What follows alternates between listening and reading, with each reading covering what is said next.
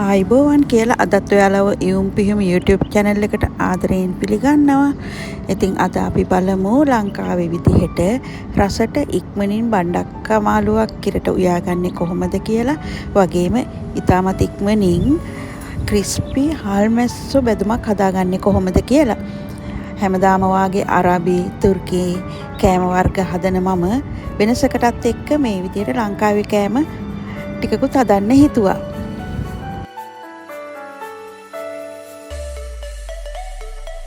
පිරිසිදු හාල්මැස්සෝ ග්‍රෑම් 100කුයි හොඳට සෝතුරාගත්ත බණ්ඩක්කා ග්‍රෑම් 150කුයි තමයි මම අද උයන්න අරගෙන තියෙන්නේ. මුලින්ම අපි බණ්ඩක්කා මාළුව උයාගමු. මම ගත්ත හැම අමුද්‍රව්‍යයක්ම මම ලියලා තියෙනවා.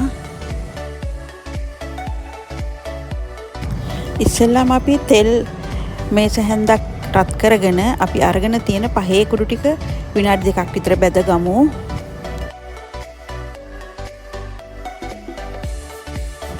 පහේ කුඩු ටික බැදුනට පස්සේ අපි අරගෙන තියෙන ලුණු සුදු ලුණු අමු මිරිස් කරපිංචා එහෙම දාලා විනාඩි 3ක් විතර ටෙම්පර් කරගනිමු.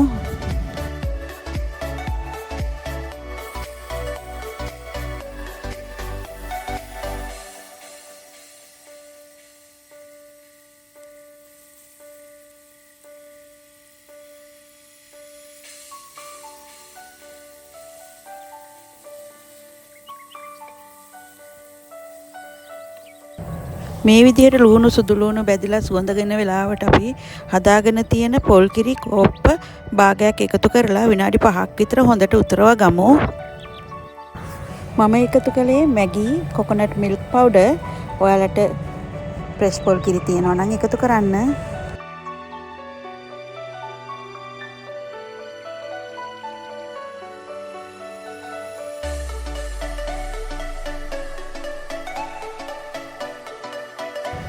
පොල් කිරි උතුරන වෙලාවට අපි කපාගෙන තියෙන තක්කාලි කෑලි ටික එකතු කරලා ඒකත් විනාඩි 3ක් විතර තම්බගමු. දැන් පොල් කිරිත් එක්ක තක්කාලි ලුණු හැම හොඳට තැම්බිලා තියෙන්නේ. මේ වෙලාවේ මම කපාගත්ත බණ්ඩක්කා ටික එකතු කරනවා. බණ්ඩක්කා කපා ගන්න ගොඩක්ම සුදුසු පැතලි හැඩයට කපන එක. මොකද බණ්ඩක්කා වල පණුව හිමින්න වෙලාවල් තියෙනවා. ඒ වගේ වෙලාවට හොඳට අපිට දැක ගන්න පුළුවන් මෙහෙම කපා ගත්තාම. බණ්ඩක්කා ටික කලවම් කරලා මූඩිය වහලා විනාඩි 3ක් විතර තද ගින්දරේ උයා ගන්න ඕනේ.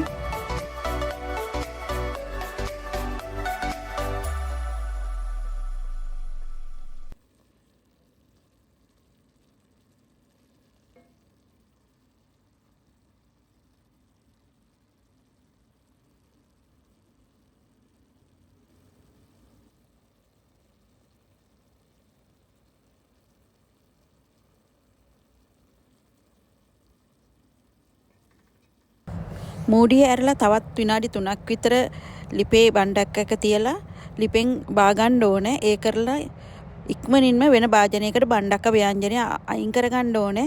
නැත්තම් වළඳේ තියෙන රසනෙට බණ්ඩක්ක ගොඩක් තැම්බෙන්න බැරි වෙන්න බලනවා.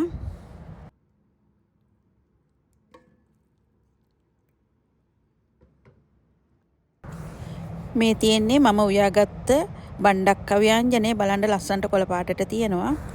දැන් අපි හාල්මැස්සෝ බෙදුම හදමු. තෙල් මේස හැදි 3ක් විතර ටිපේ තියලා සෝදලා තෙතමාත්තු කරගෙන තියෙන හාල්මැස්සෝ ටික මම ඒ තෙල් එකේ බෙද ගන්නවා. කර වෙලා හාල්මැස්ස කැඩෙන තරමට බෙද ගන්න එපා. ටිකක් මධ්‍යම ප්‍රමාණයෙන් කර වෙනකම් බෙද ගන්න.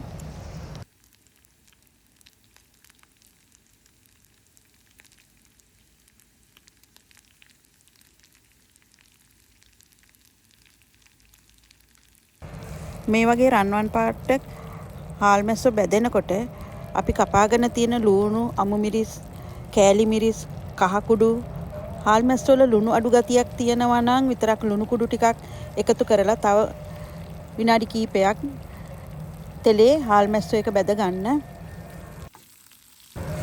කරපිංචා තක්කාලි රම්පේ ඒවා මම එකතු කරන්නේ නැහැ කවදාවත්. කරවල බැදුම් වලට එකතු කරන අයත් ඉන්නවා. කැමති නම් ඔයාලට එකතු කරගන්නත් පුළුවනි.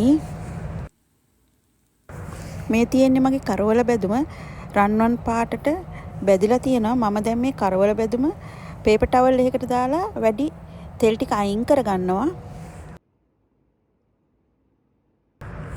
දැන් මගේ ව්‍යංජන දෙකම උයලා ඉවරයි. සුදු බතත් ඉදලා තියෙනවා. දැන් ඉතින් රස බලන්න තමයි තියෙන්නේ. ඔයාලත් මගේ වීඩියෝ වලට කැමති නම් ලයික් එකක් දෙන්න, කමෙන්ට් එකක් ලියලා යන්න, ෂෙයා කරන්න අමතක කරන්න එපා. ඔයාලා හැමෝටම සුබ දවසක්.